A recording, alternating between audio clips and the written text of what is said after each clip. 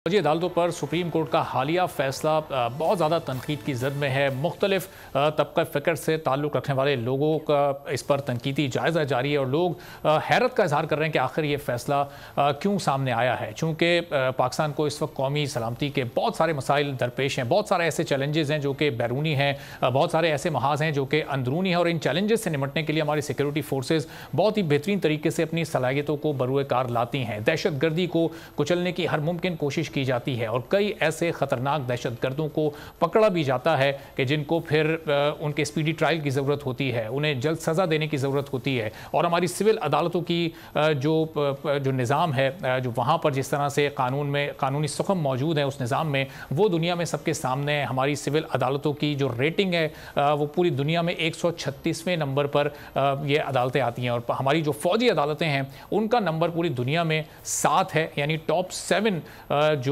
ममालिक हैं उनमें हमारी फ़ौजी अदालतों को गिना जाता है। तो इससे अंदाज़ा लगाया जा सकता है कि कितने फ़ाल तरीके से कितना स्पीडी ट्रायल यहाँ पर होता है और ख़ास तौर पर वो लोग जो कि कौमी सलामती को नुकसान पहुँचाने में मुलव्विस हों, ख्वाह उनका ताल्लुक फिर किसी भी इदारे से हो, उनका ट्रायल फ़ौजी अदालतों में होगा तो वो जल्द अज जल्द कैफर किरदार तक पहुँच सकेंगे। चूँकि सिविल अदालतों में फिर ऐसे अनासर को रिलीफ मिल जाता है और इस हालिया फैसले पर भी हमने देखा कि तहरीक तालिबान की जानिब से इस पर खुशी का इजहार किया गया। मुख्तलिफ और इस तरह के ग्रुप्स जो कि पाकिस्तान में तकरीबी कार्रवाइयाँ करते हैं, उन्हें इस फैसले से उनकी सोच को तक़वियत मिल सकती है कि उन्हें अंदाज़ा है कि सिविल अदालतों में किस तरह से वो रिलीफ हासिल कर सकते हैं अगर वो पकड़े भी जाएँ और उन पर ट्रायल चलाया भी जा सके। तो आखिर ऐसी क्या ज़रूरत थी कि ये फ़ैसला किया गया और अब मुस्तक़बिल में इसके क्या असरात मुरतब होंगे, इस पर गुफ्तगू करते हैं। ब्रिगेडियर मसूद खान साहब हमारे साथ मौजूद हैं, सैयद मोहम्मद अली साहब सीनियर दिफाई तज्ज़ियाकार हैं, हमें ज्वाइन कर चुके हैं। तो ब्रिगेडियर साहब, पहले ज़रा आप इस पर अपना नुक्ता नज़र बयान कीजिएगा। ये सिविल अदालतों की रेटिंग हमारे सामने मौजूद है, दुनिया में 136वें नंबर पर।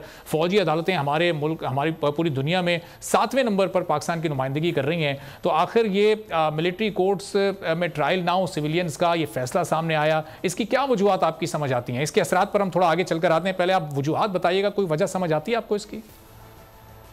बहुत शुक्रिया। और वो आप देखें कि जो भी है कि ये पाकिस्तान आर्मी एक्ट है 1952 का बना हुआ है, इसमें जो अमेंडमेंट्स होती रही 1975 में हुए, फिर 2015 में जब 2014 में जो एक ट्रेजेडी हुई पेशावर APS वाली, उसके बाद गवर्नमेंट ने डिसाइड किया था कि जी जितने लोग ग्रुप्स इसमें इन्वॉल्व हैं या दूसरे जो ऑर्गेनाइजेशंस हैं या सेक्टेरियन आउटफिट हैं जो इन्वॉल्व हैं, जो इस तरह के जो स्टेट ऑफ पाकिस्तान पे हमलावर हो रहे हैं या आर्म्ड फोर्सेस पे हमलावर हो रहे हैं, तो उस केस में उन्होंने कहा था उनका ट्रायल जो होगा आर्मी में होगा। उस वक्त मकसद यही था कि आर्मी का ट्रायल एक तो स्पीडी है, फेयर है और जस्ट है। और ये पिछले हजारों केसेस पास्ट में हो चुके हैं, इससे वो चीजें उनसे साबित होती है। फिर इसके अलावा देखें कि ये आर्मी में जो भी केसेस इस तरह के मिलिट्री कोर्ट्स में आते हैं, वहां पे जो अक्यूज होता है उसको एक फेयर ट्रायल का मौका दिया जाता है, उसकी अपनी चॉइस होती है, वो अपने वकील है, वो अपना